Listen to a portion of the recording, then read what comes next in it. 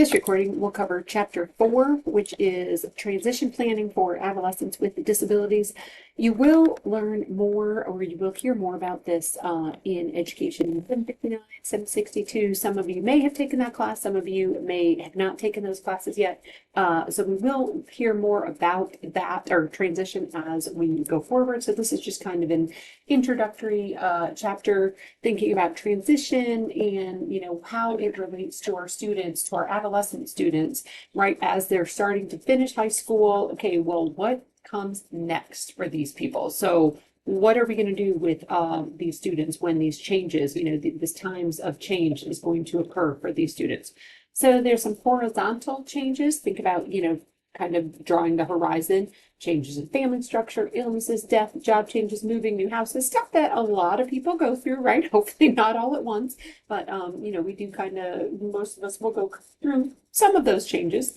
Some vertical transitions, kind of thinking about, as you're getting older and kind of moving up like the age ladder, right? So thinking about preschool to kindergarten, for our students with disabilities, we really have to think about that transition from preschool or more of a, child-centered environment to kindergarten. Then we have elementary to middle school, whatever grade level middle school starts. I know it's different in a lot of places, middle to high school, and then high school to post-high school. So again, what's going to happen to these students or with these students with disabilities once they finish high school?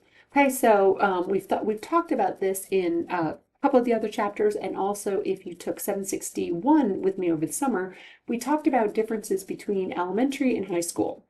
Secondary typically is a larger population, right? I know in my town, and mind you, that is small town, Western New York, at the time, we had 2 elementary schools, and then we all came together for middle school and high school. I think now it's all on one campus because a lot of people don't live there anymore. So I think it's 1 elementary school, 1 middle school, and 1 high school. But, think about some of these high schools that we have, especially here in Florence. We have what? Now I'm just making these numbers up, 20 elementary schools, let's just say, and like 3 or 4 high schools. So that's a lot more students in kind of one spot. There's higher academic demands. There's more emphasis on reading, thinking about science and social studies and some of the content areas. Even in math, there's a lot more reading in math as students get older. Increased need for self-regulation and social skills. So our students, well, your students again, not only are they struggling with maybe the reading demands, they're also having to self-regulate. They have to work on their social skills. There's a lot going on for these kiddos, right? So success requires, taking turns in conversations, right? Think about if you have a friend who always cuts you off or will never listen to what you have to say. Do you want to be around them? No, probably not really, right? You're like, I have things to say too. But also willingness to compromise. Some teenagers are in adolescence not really willing to compromise. So then thinking about transition out of school. So, successful transition is or should be a goal of high schools, right? So, because after high school, students are really, or age 21, 22, which, our students with disabilities can stay in high school until age 21-ish, I think sometimes 22, but then they're no longer covered by IDEA, right? They don't have any protections that they had, or excuse me, they don't have the same protections that they had in elementary school and middle school. So that's where transition from high school to beyond really is important, and it's really needs to be a team approach, and it also needs to include, I think I've said this before, the student, right? Why are we going to plan the student's future for them if they have absolutely no interest in what we, and that was in quotes, say that they're going to do?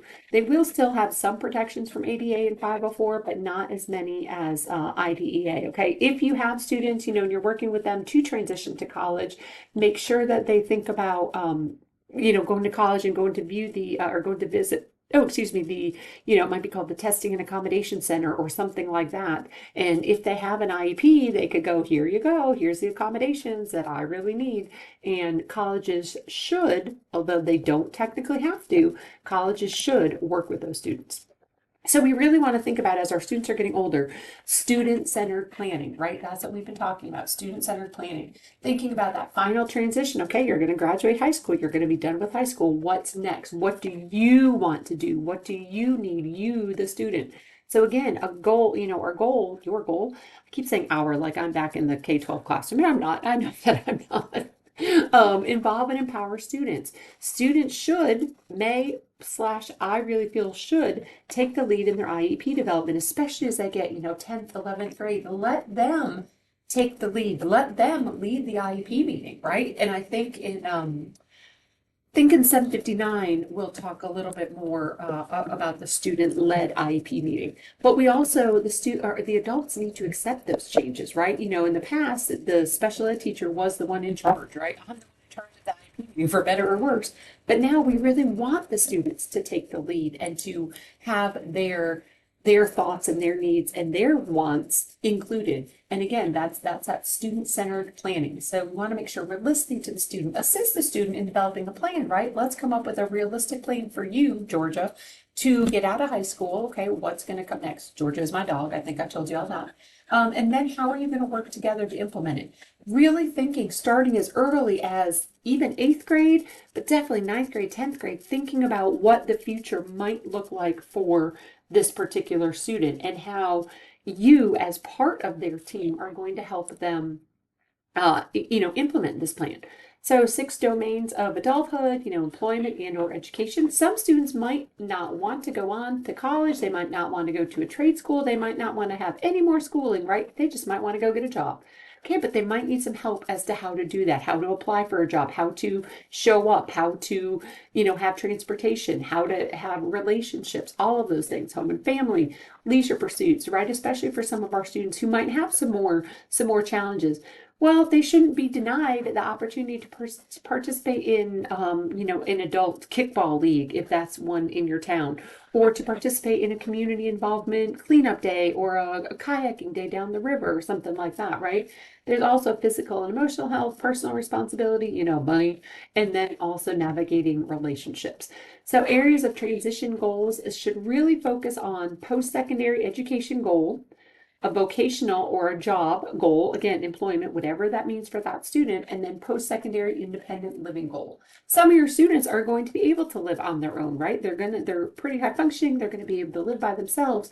But what about the ones who are not there yet? What needs to be the goal for those students? And again, in 759, we do an assignment that addresses these 3 things. So if you've already taken 759, you might remember it. If you haven't taken it yet, be ready. You'll probably see it. You might have it with me in the fall and the spring, but I'm not really sure. But we will look at some of those areas. So education goals, most students are capable for post-secondary education. Again, they may or may not want to go to post-secondary education. Educational programs do provide supports, again, not legally obligated to, but a lot of them just do because, well, we wouldn't, places wouldn't be very good colleges if they didn't, right? Could be VOTEC, vocational schools, community colleges, 4-year colleges, something like that. When I was at Clemson, I worked with a program called Clemson Life, a fabulous program, which a lot of other schools in the state have a program similar to, and it was primarily for students college age with intellectual disabilities and or autism.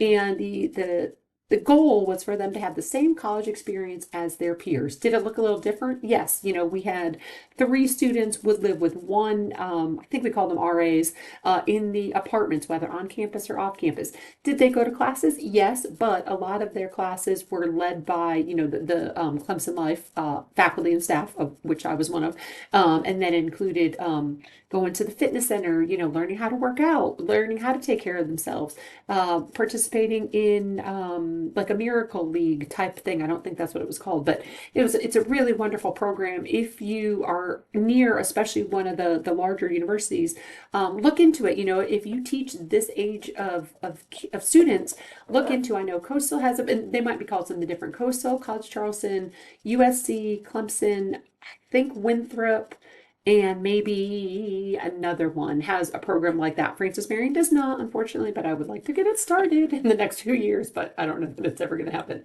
But please, if you have students who are of transition age, do a little research and then tell the parents, hey, this might be a great program for your student. So vocational goal, this is kind of the goal for most individuals. Again, some of them might be saying, I am done with school. Don't make me go back to school.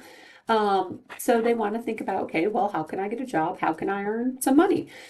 Team members should consider the type of employment desired, again, which is not our decision, right? It's their decision.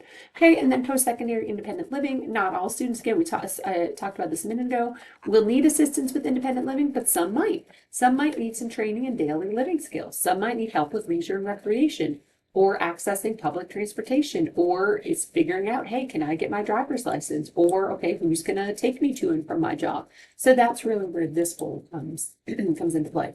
So transition is a legal requirement as of the 1990 reauthorization of IDEA. Mandates planning starting at age 16. States are different. I believe for a while, South Carolina was at 14. I might be wrong about that, as I'm wrong about a lot of things, but if it's earlier than that, then it has to start, right? It is a legal requirement of IDEA.